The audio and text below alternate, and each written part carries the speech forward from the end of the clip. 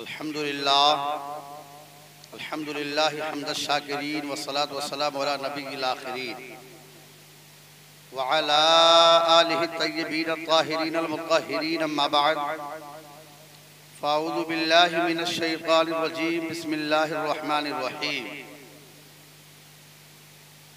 क़ुल बिफ़ज़लिल्लाहि व बिरहमतिहि फ़बिज़ालिका फ़लयफ़रहू हुवा ख़ैरुम मिम्मा यजमऊन आमन्तु बिल्लाहि सदक़ल्लाहुल अज़ीम व बल्लगना रसूलुहुन नबियुल अमीनुल मुईनुल मुबीनुल मतीनुल करीम व नहनु अला ज़ालिका लमिनश शाहिदीन व शाकिरीन वल्हम्दुलिल्लाहि रब्बिल आलमीन।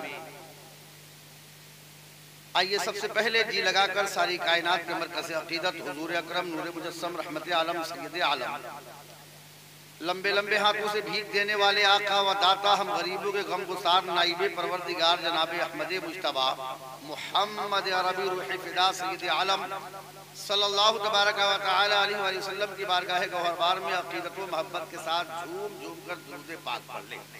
अल्लाहुम्मा सल्लि अला सल्लल्लाहु अलैहि वसल्लम सय्यिदिना शफीअना हबीबिना तबीबिना नबीना सल्लल्लाहु अलैहि मौलाना वसल्लम मुहम्मदिन व अदनिल जूद वल करम बारिक वसल्लिम सल्लु अलैहि सलातु व सलामुन अलैका या हबीबी या रसूल अल्लाह सल्लल्लाहु तबारक व तआला अलैहि वसल्लम।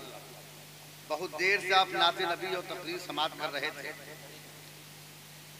मिंबर रसूल पर शायर इस्लाम, नात खान रसूल और उलमाए अहले सुन्नत का जम्मे गफीर है। इनके चेहरे की ज़ियारत करे, अल्लाह हमारे नामे आमाल में नेकी अता फरमाए। अल्लाह रब्बुल इज़्ज़त उलमाए किराम के उम्रों को दराज फरमाए और इन्हें सलामत रखे। आशिक़े मखदूमे सिमना सोहराब रज़ा खान कादरी को आप अपनी निगाहों से देख रहे हैं। मेरे बाद भरपूर नात खानी शायरी इनके मखसूस लबो लहजे में आप समात करेंगे। हाफिज जावेद साहब क़िबला हर साल इस बस्ती वाले और अइम्मा हज़रात की काविशों से आमद रसूल कॉन्फ्रेंस का इनेकाद करते हैं। अल्लाह रब्बुल इज़्ज़त आप सबको इसके तवस्सुस से आप सब की अल्लाह मग़फ़िरत फरमाए और आपके जायज़ मकासिद में कामयाबी व कामरानी अता फरमाए। इस महफिल पाक को अल्लाह हमारे लिए आखिरत का जरिया बनाए। आइए सैयदी सरकार आला हजरत इमाम इश्क़ व मोहब्बत इमाम अहमद रज़ा खान फाज़िल बरेलवी अलैहि रहमतुर रिज़वान वजह तख्लीक़े कायनात बयान करते हुए यूं अर्ज़ गुज़ार हैं कि या रसूल अल्लाह, ज़मीनो ज़मां तुम्हारे लिए, मकीनो मकान तुम्हारे लिए। या रसूल अल्लाह, ज़मीनो ज़मां तुम्हारे लिए, मकीनो मकान तुम्हारे लिए, चुनीनो चुना तुम्हारे लिए, बने दो जहां तुम्हारे लिए, बने दो जहां तुम्हारे लिए, देहन में ज़बां तुम्हारे लिए, बदन में है जान तुम्हारे लिए।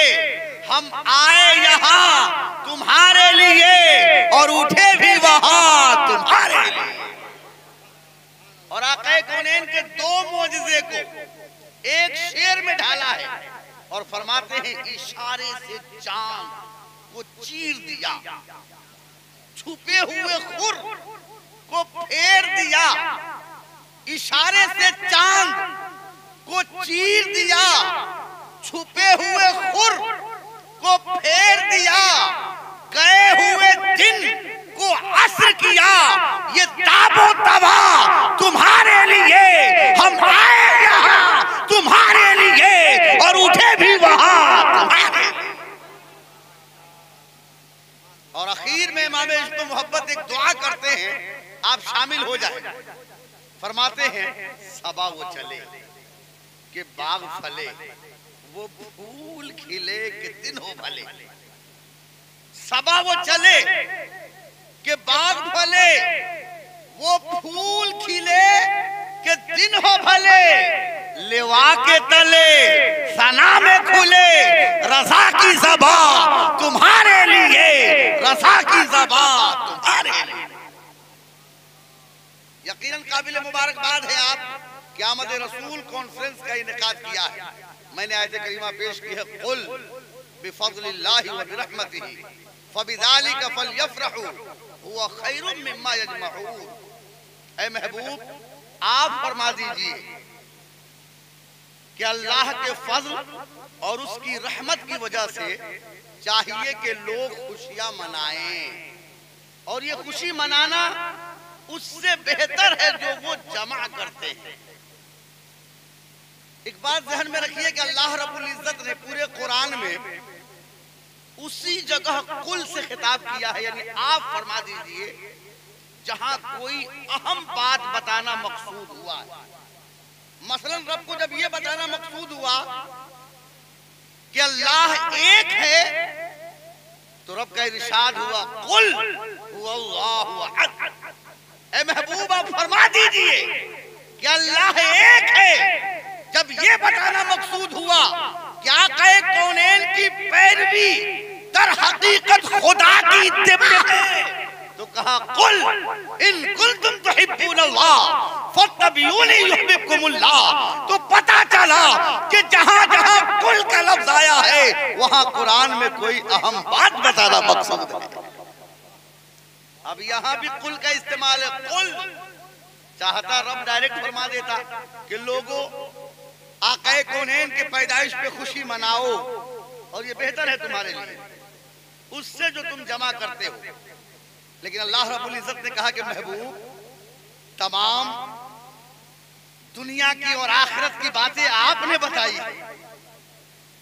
मेरे बारे में लोगों को आगाह किया तो जिब्रील अमीन आके ऐलान नहीं किए, बल्कि आपकी जबान से ऐलान करवाया कि खुदा है कौन। महबूब, आपके पैदाइश का तज़किरा करना है।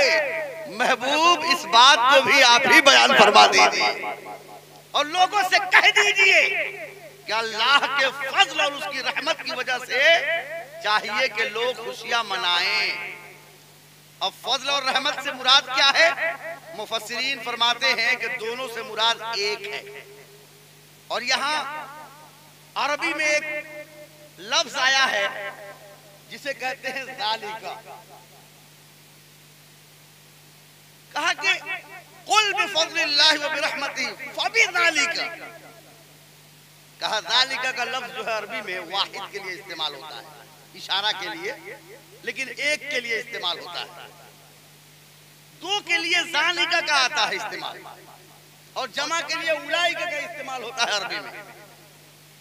अब मुफस्सिरीन फरमाते हैं यहाँ फज़ल और अल्लाह की रहमत दोनों से मुराद एक है, और वो एक कोई और नहीं, आक़ा कौनैन की ज़ाते मुबारक है। कहा दलील इसमें ज़ालिका है क्योंकि यहाँ एक ही से का इस्तेमाल किया गया, वाहिद का। दो लफ्ज़ है, जमा तस्निया इस्तेमाल होना चाहिए। अब कहा जब दोनों से मुराद सरकार है तो पता चला कि सरकार की पैदाइश के मौके पर रब खुशियां मनाने का हुक्म दे रहा है। और ये खुशियां मनाना है कैसा? तो कुरान कहता है वो खैरुम मिम्मा यजमऊन, कि ये उससे बेहतर है जो लोग जमा करते हैं। अब क्या जमा किया जाता है भाई? दो ही चीजें जमा की जाती हैं, एक माल और एक आमाल।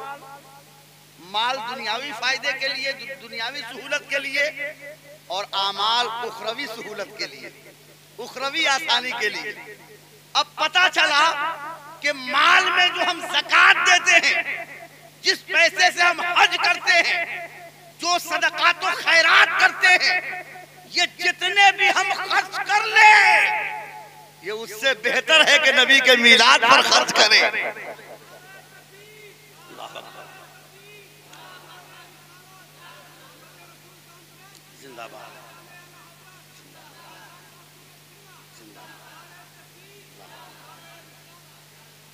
ये उससे बेहतर है जो तुम खर्च खर्च कर रहे हो उससे बेहतर है कि आमद रसूल पर खर्च करो। और दलील यही है, हुआ खैरुम मिम्मा यजमाऊन, ये उससे बेहतर है जो लोग जमा करते हैं। अब माल तो जमा करते हैं, उससे बेहतर है कि आमद रसूल पर खर्च करे। अब अमाल में नमाज पढ़ते हैं, रोजा रखते हैं, अमाल में हम नेकियां करते हैं, तस्बीह व तहलील करते हैं, अमाल में हम जितने भी अच्छे काम करें वो सब अमाल में है, बुरे करें ये भी अमाल में है। लेकिन कुरान कहता है कि जो तुम अच्छाई करते हो, नमाज पढ़ते हो, रोजा रखते हो, इबादतें करते हो, ये तमाम से बेहतर है कि आमद रसूल की खुशी बनाओ। अब कोई कहे कि ये कैसे हो सकता है, नमाज अहम्मुल फराइज है, नमाज अहम्मुल फराइज है, उससे बेहतर कैसे कह सकते हैं कि आमद रसूल पर खुशी मनाना। कुरान कह रहा है हुआ खैरुम मिम्मा यजमाऊन। लोग क्या जमा करते हैं भाई? जमा यही करते हैं, माल हो या अमाल। और कुरान कहता है कि उससे बेहतर है कि नबी के पैदाइश की खुशी मनाई जाए। अब पता चला क्यों नमाज से बेहतर ये क्यों कर हुआ। तो सुनिए सैयदी सरकार आला हजरत का शेर, वो फरमाते हैं सैयदना अबू बकर सिद्दीक रज़ियल्लाहु तबारक व तआला अन्हु की उस मोहब्बत को जो गारे सूर में अपनी जान की कुर्बानी पेश की थी, सैयदना मौला अली करमल्लाहु वजहुल करीम के उस नमाज को जिसको मोहब्बत रसूल में छोड़ दिया था, कज़ा कर दिया था। उन दोनों शेरों को, वक्त नहीं है कि मैं सब पढ़ूं, उन दोनों शेरों को बयान करने के बाद सैयदी सरकार आला हजरत फरमाते हैं कि साबित हुआ कि जुमला फराइज फुरू है, साबित हुआ कि जुमला फराइज फुरू है, असलुल उसूल बंदगी उस ताजवर की है, असलुल उसूल बंदगी उस ताजवर की है। ये दूसरे लोग हैं जो कहते हैं कि नबी का ख्याल नमाज में आ जाए तो नमाज नहीं होगी। हमारे इमाम कहते हैं कि जिक्र खुदा जो उनसे जुदा चाहो नजदियो, सरकार को अलग कर दो और खुदा का जिक्र करो। तो कहते हैं कि जिक्र खुदा जो उनसे जुदा चाहो नजदियो, वल्लाह जिक्र हक नहीं कुंजी सकर की है। सुभान अल्लाह, सुभान अल्लाह, बल्कि ये जहन्नम में जाने का रास्ता है। सुभान अल्लाह, सुभान अल्लाह। जो महबूब को छोड़कर जिक्र किया जाए।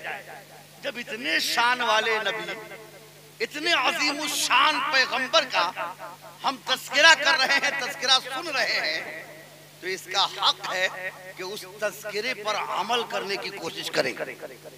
अभी आपने शायर इस्लाम सोहराब काजी से सुना क्या आक़ाए कौनैन सल्लल्लाहु अलैहि वसल्लम की सीरत और आक़ाए कौनैन सल्लल्लाहु अलैहि वसल्लम के तरीके को अपनाना ही असले कामयाबी व कामरानी है। आज हमारा अखलाक कितना गिर चुका है। आज हम थोड़ी थोड़ी बातों पर एतराज पैदा कर देते हैं, लेकिन कुर्बान जाइए आक़ाए कौनैन सल्लल्लाहु अलैहि वसल्लम का अखलाक करीमा कितना अजीम था। आज हमारी माँ बहनें बैठी हुई हैं। एक मसला मैं आपको बताऊं, जामा मस्जिद गोपालगंज से बाबा के दोहल, अल्हम्दुलिल्लाह मैं ऐलान करता हूं हर बार, हर जुमा को मैं बताता हूं लोगों को, तकरीबन हजरत तकरीबन 1200 से के करीब लोग जुमा की नमाज वहां पढ़ते हैं। और दिनों में ऊपर जब शामियाना लगता है तो 1500-2000 लोग नमाज पढ़ते हैं। अल्हम्दुलिल्लाह इतने लोग नमाज पढ़ते हैं और सबको मैं बाबा के दोहल कहता हूं, क्या आक़ाए कौनैन सल्लल्लाहु अलैहि वसल्लम की जलवागरी से पहले लोग गरीबों को अपनी पैर की जूती समझा करते थे, औरतों को लोग पैर की जूती समझा करते थे।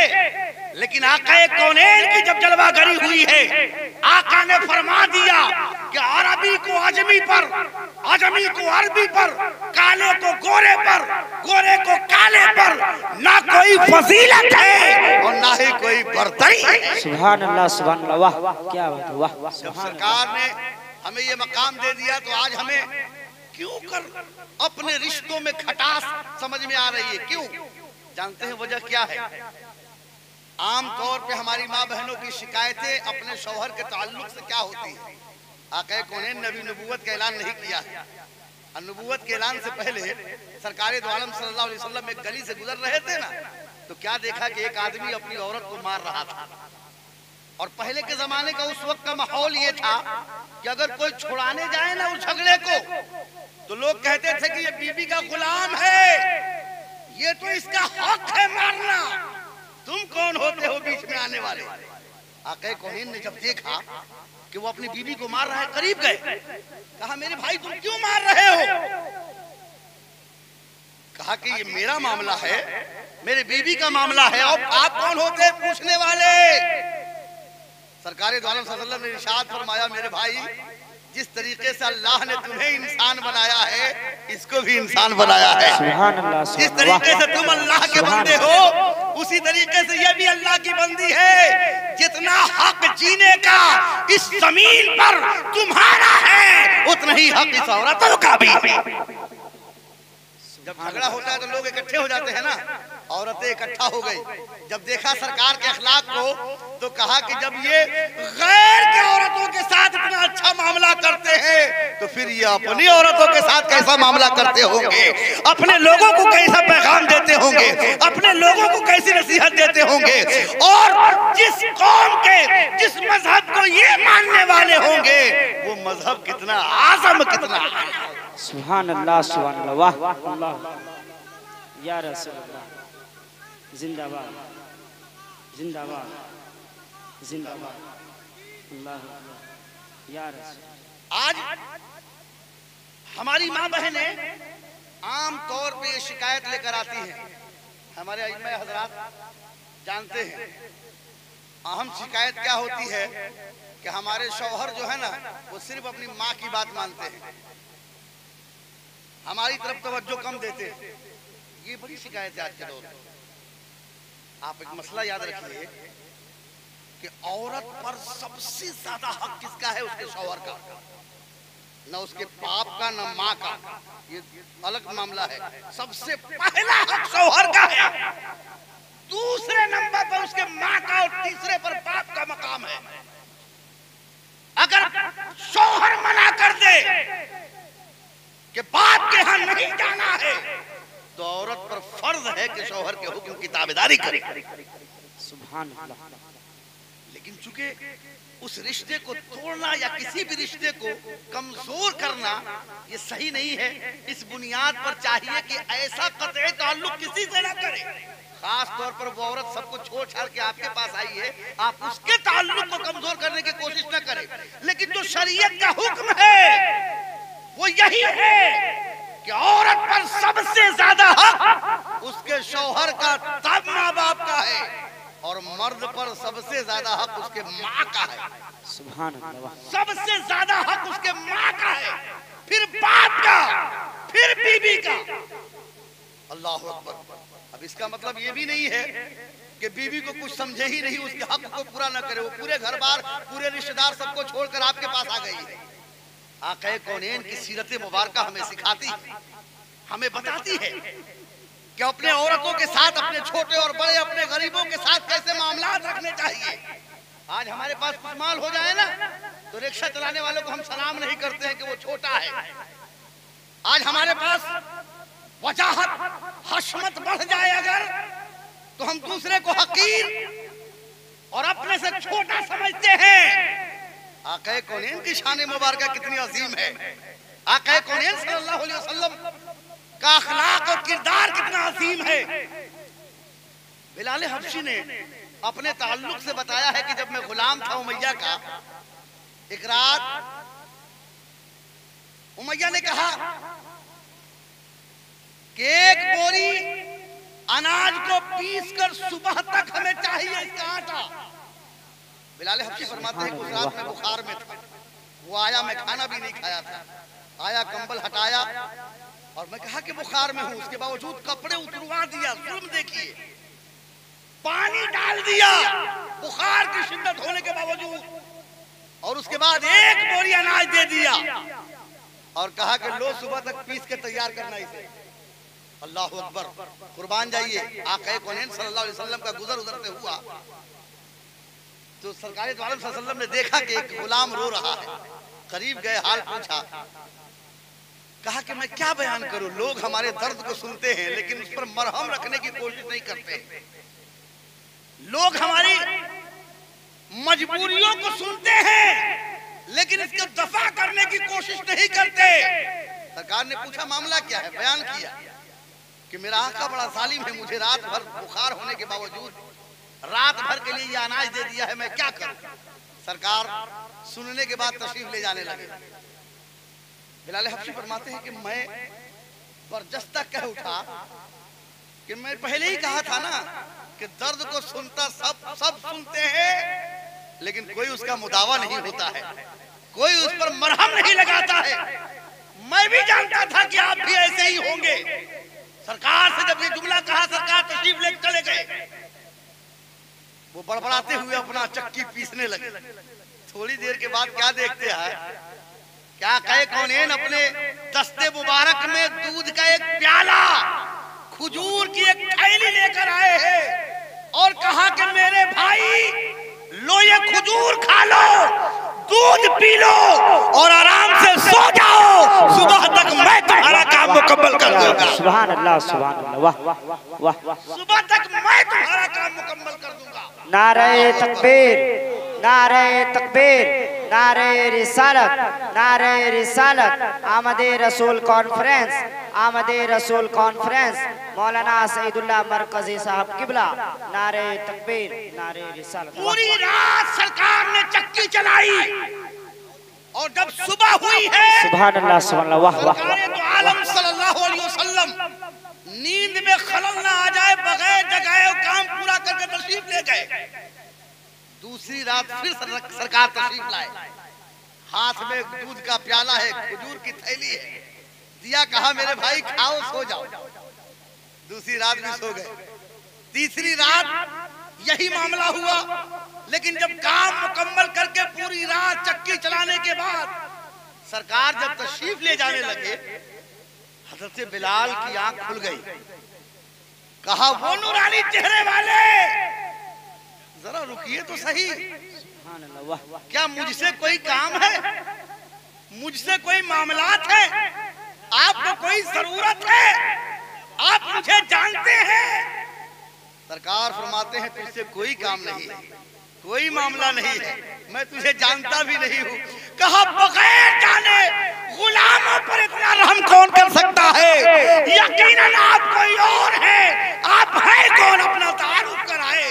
सरकार फरमाते हैं अना मुहम्मदुर रसूलुल्लाह, मैं अल्लाह का रसूल हूँ और अल्लाह ने मुझे दीन इस्लाम अता किया। सुभान अल्लाह, सुभान अल्लाह, वाह वाह, सुभान अल्लाह, वाह वाह। था कि बिलाल हबशी बिस्तर से उतरते हैं, कदमों से लिपट जाते हैं और कहते हैं जो गुलामों के साथ इतना अच्छा सलूक करे, जो गुलामों बिना वजह किसी की मदद करे, वो कोई आम नहीं हो सकता है, यकीनन वो नबी होगा, यकीनन अल्लाह का बरगुज़ीदा बंदा होगा। ऐ मोहम्मद सल्लल्लाहु अलैहि वसल्लम मुझे भी कलमा पढ़ाइए और अपने दामन आगोश में जगह अता फरमाइए। सुभान अल्लाह, सुभान अल्लाह, वाह वाह, क्या बात, वाह वाह वाह। यही वजह थी, बगैर किसी वजह के सरकार ने जो अखलाके करीमाना पेश किया है, ये वजह थी कि बिलाल हबशी पर तशद्दुद के पहाड़ तोड़े गए।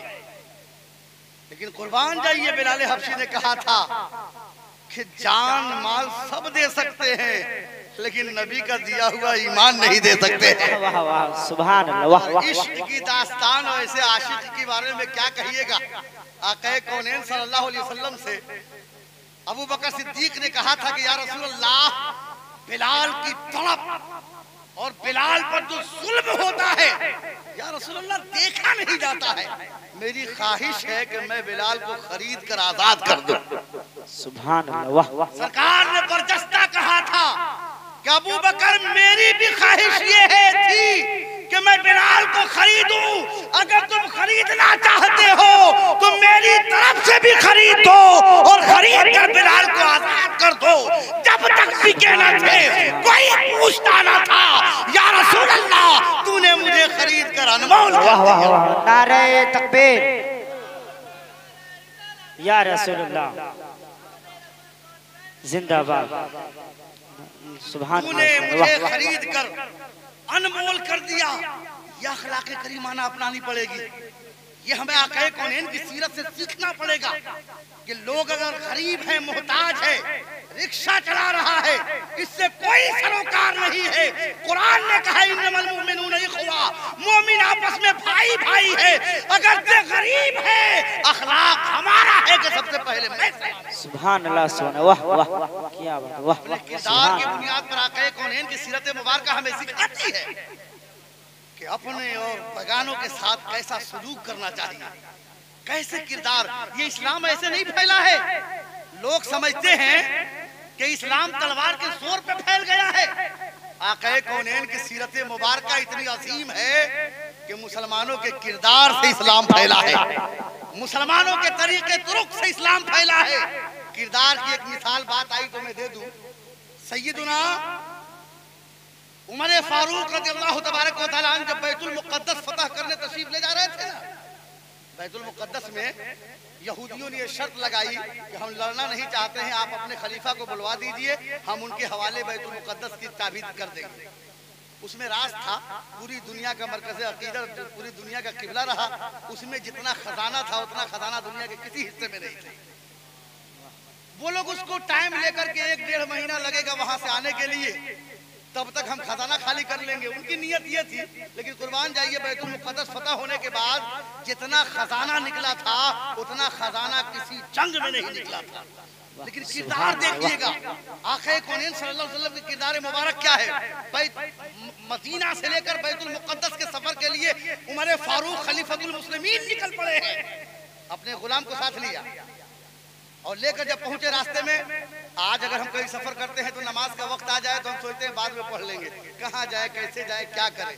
वक्त होते हुए इंतजार करेंगे, ट्रेन की, बस की इंतजार करेंगे, लेकिन नमाज का वक्त आए तो हमारे अमाल में क्या मामला हो गया है भाई कि हम इंतजार। आक़ाए कौनैन सल्लल्लाहु अलैहि वसल्लम के गुलामों को देखिए, बीच में नमाज का वक्त आया, दरियाफ्त के लोगों से यहाँ कोई मस्जिद है? कहा नहीं, यहाँ तो ईसाइयों का इलाका है, यहाँ कोई मस्जिद है ही नहीं है।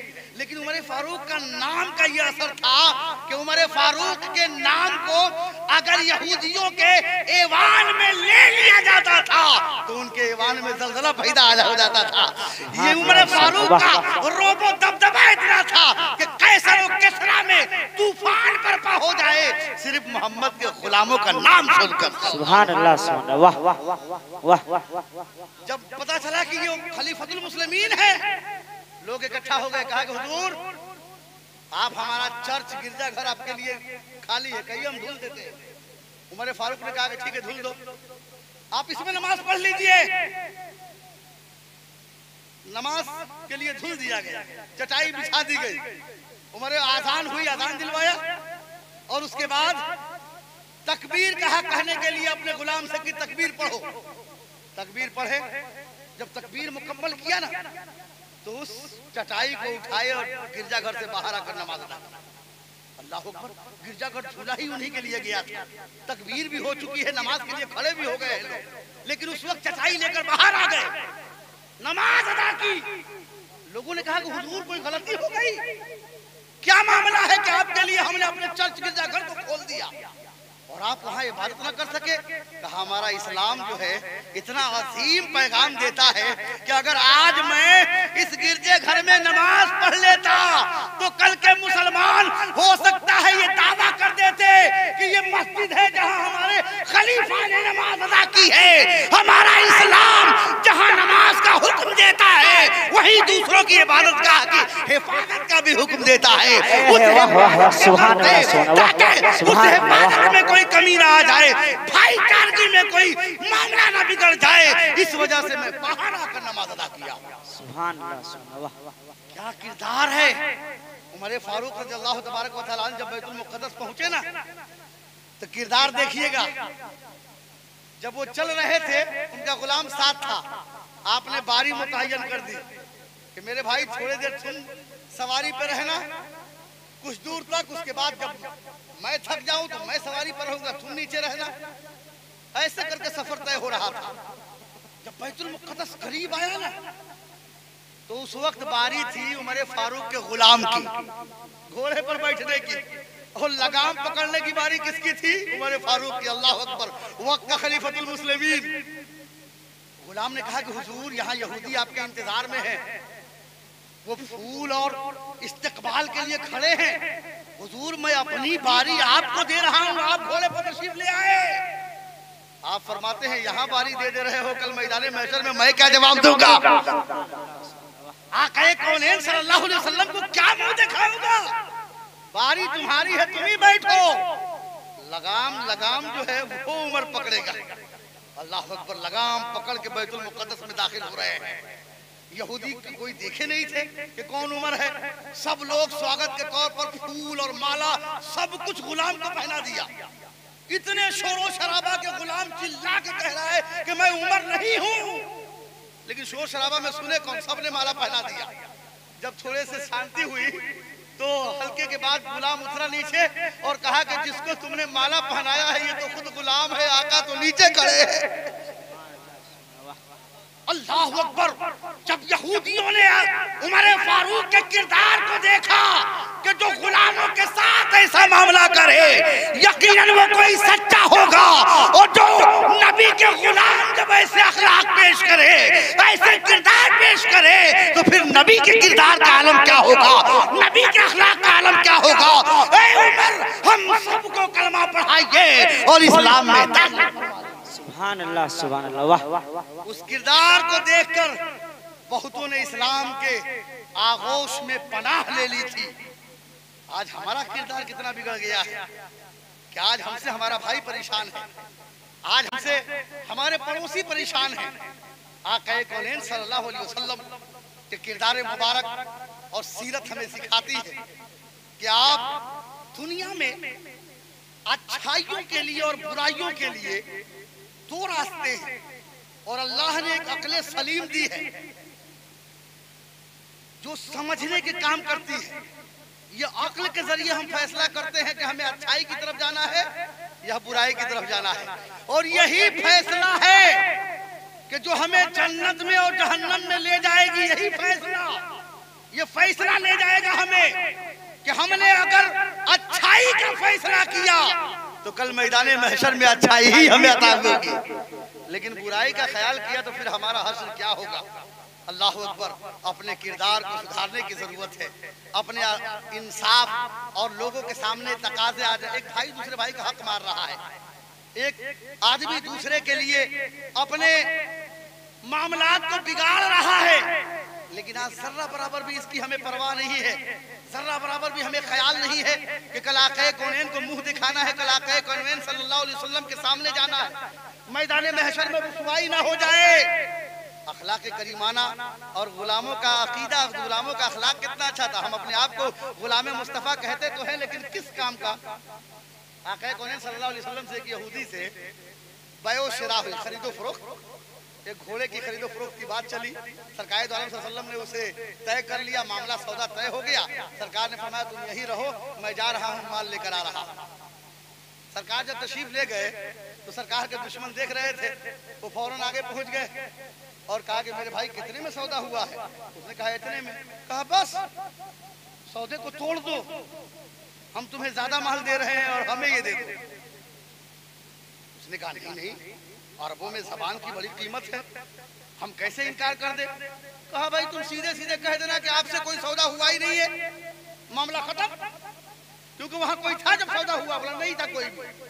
कहा और आसान है, जब उनसे गवाह पेश किया जाएगा, गवाह नहीं लाएंगे, खुद ही छोड़ के चले जाएंगे। लालची करे तो क्या करे? कहा ठीक है। थोड़ी देर में सरकार रकम लेकर तशरीफ ले आए और उसे देना चाहा तो क्या कहा, क्यों रकम दे रहे हैं, क्या मामला है?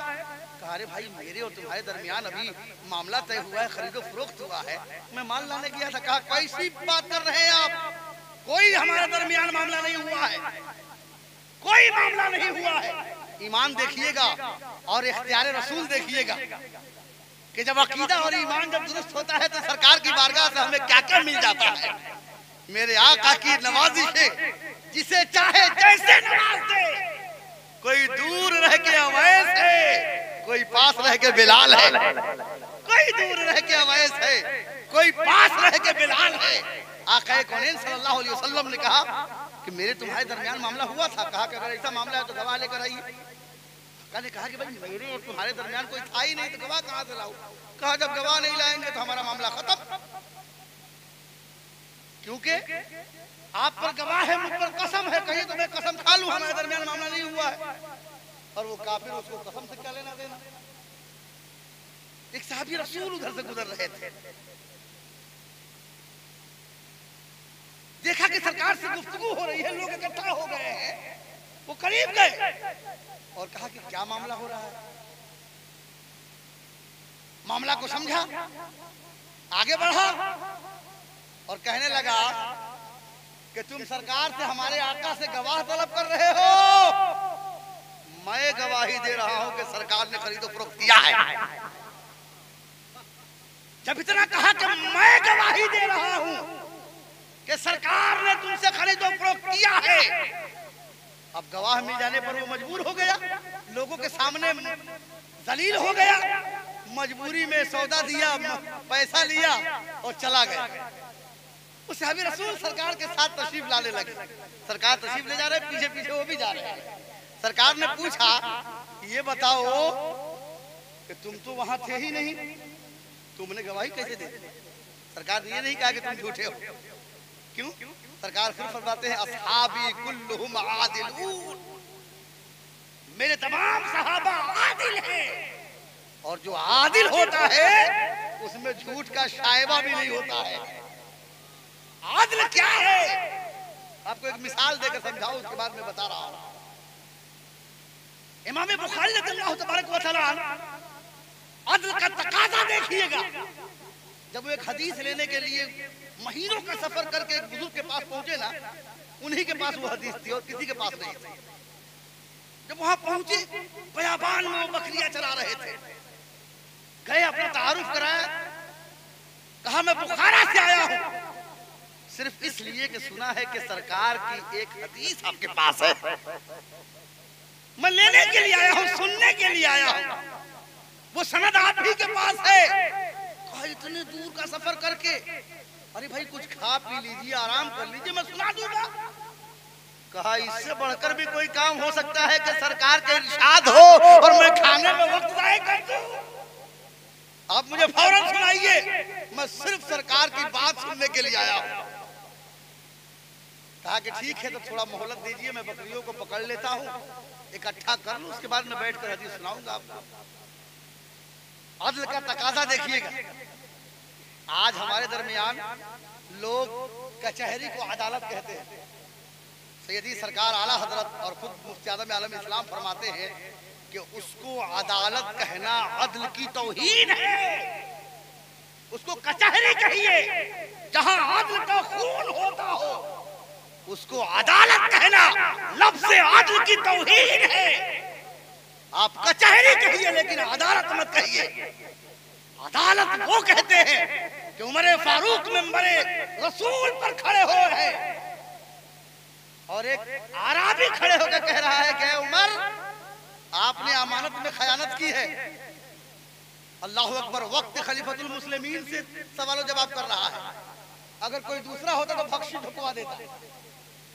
भाई बख्शी जानते हैं ना, आपकी जबान में मैं बोल रहा हूँ, बड़े बड़े बादशाहों के अगर कोई खिलाफ कर दे तो पूरे खानदान को चिमनी में डलवा देते थे, बातें खत्म। लेकिन कुर्बान जाइए, अमीरुल मोमिनीन खुतबा रोक के फरमाते हैं कि तुमने बजा फरमाया, तुमने एतराज जो किया है। क्यों एतराज किए? कहा कि एतराज इस बुनियाद पर मैंने किया है कि हुजूर कल जो माले गनीमत बटा था, इतना माल, इतना कपड़ा उसमें नहीं मिला जिससे आप कुर्ता सिलवा सके। और मैं देख रहा हूं कि वही कुर्ता जो कल चादर बटी थी, कुर्ता कपड़ा बटा था, उसी कुर्ते का आप कपड़ा पहन के खुतबा दे रहे हैं। इसका मतलब ये है इतना मिला ही नहीं था कि कुर्ता बन सके, और आप कुर्ता पहने हुए हैं। इसका मतलब है कि आधा कुर्ता जो आपका हक था और आधा आपने गसब किया है, खयानत किया है और उससे कुर्ता बनवा लिया है। बादशाह से कोई ऐसा कह सकता है, लेकिन इस्लाम कैसा निजाम देता है अदल का। फरमाते हैं कि तुम्हारा एतराज सही है, इतना कपड़ा नहीं था कि कुर्ता बनाया जा सके, लेकिन इसका जवाब मेरे बेटे से ले लो। खड़ा किया, बेटे खड़े हो जाओ। सैयदना उमर फारूक के साहबजादे खड़े होते हैं और कहते हैं मेरे भाई तुम्हारा इतराज बिल्कुल सही है, इतना कपड़ा नहीं मिला था जिससे कुर्ता बनाया जा सके, लेकिन मेरे भाई जब माले गनीमत बट रहा था, जहाँ कपड़ा मेरे वालिद को मिला था वही मुझे भी तो मिला था। जितना कपड़ा उन्हें मिला उतना ही कपड़ा मुझे भी मिला।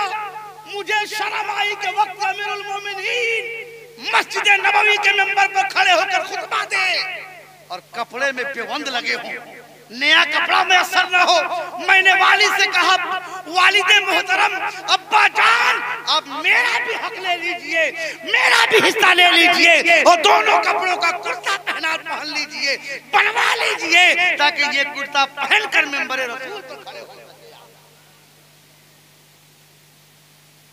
ये है इस्लाम, ये है इंसाफ और अदल कि एक आम आदमी भी एतराज करे तो उसे एतराज का जवाब दिया जाए।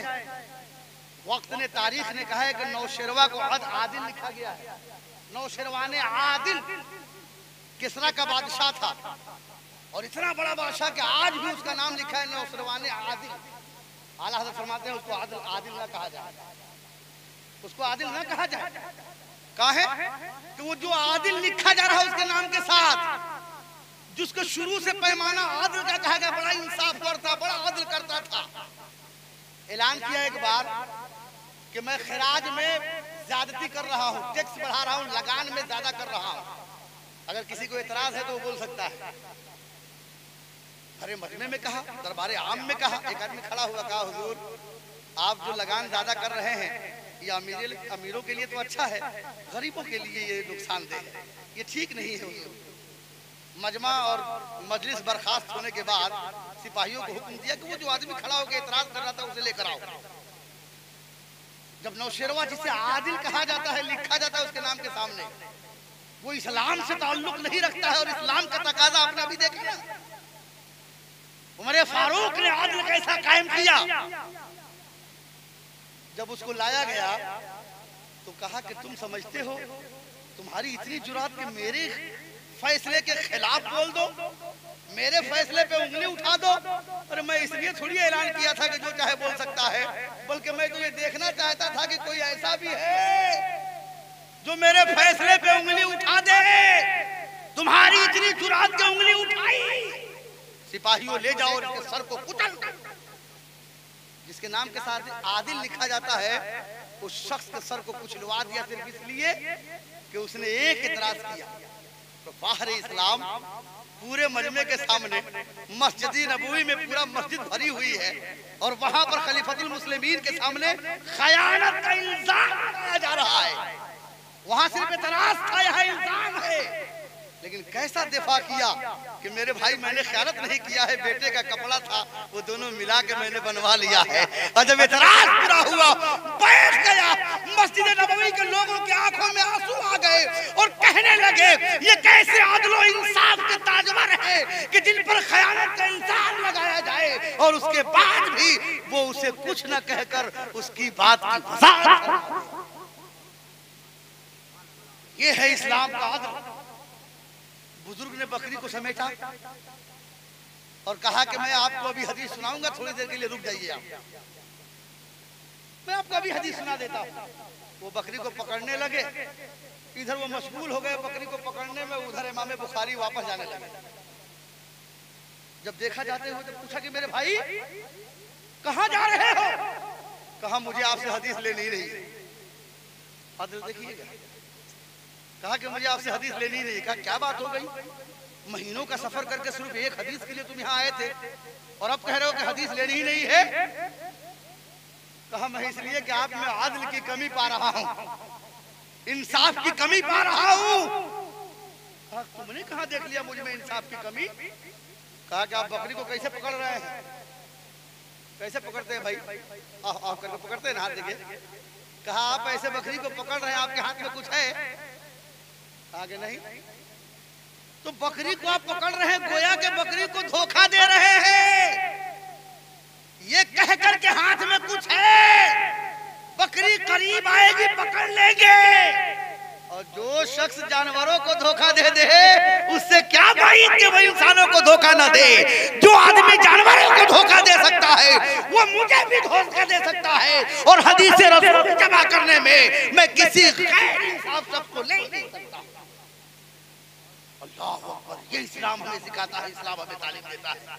ये हमें आका कौनैन सल्लल्लाहु अलैहि वसल्लम की सीरत सिखाती है कि आप दूसरे के साथ जो मामलात करें वो एकदम अदल और इंसाफ का मामला होना चाहिए, अदल और अखलाक का मामला होना चाहिए। मेरे भाई, आप जितने आका कौनैन की सीरत को सुनेंगे, पढ़ेंगे और अमल की कोशिश करेंगे, आपके जिंदगी में इनकलाब आना शुरू हो जाएगा। लेकिन शर्त यह है कि हम कोशिश तो करें। जब तक हम कोशिश नहीं करेंगे तब तक कुछ नहीं होगा। इसलिए मेरे भाई, गुजारिश ये है कि आप लोग कोशिश करें। आका कौनैन सल्लल्लाहु अलैहि वसल्लम से मोहब्बत का दावा करते हैं तो इस मोहब्बत के दावे को सलामत रखने के लिए जरूरी है कि आका कौनैन की सीरत को अपनाएं। अल्लाह रब्बुल इज्जत की बारगाह में दुआ है कि रब्बे कदीर हम सबको आका कौनैन की सीरत अपनाने की तौफीक और रफीक बख्श दे। जो कहा गया सबसे पहले मुझे, उसके बाद आप सबको इस पर अमल करने की तौफीक और रफीक बख्श दे। अस्तगफिरुल्लाह रब्बी मिन ज़ंबी व अतूबु इलैहि, ला इलाहा इल्लल्लाह मुहम्मदुर रसूलुल्लाह व मा अलैना इल्लल बलाग। अस्सलामु अलैकुम।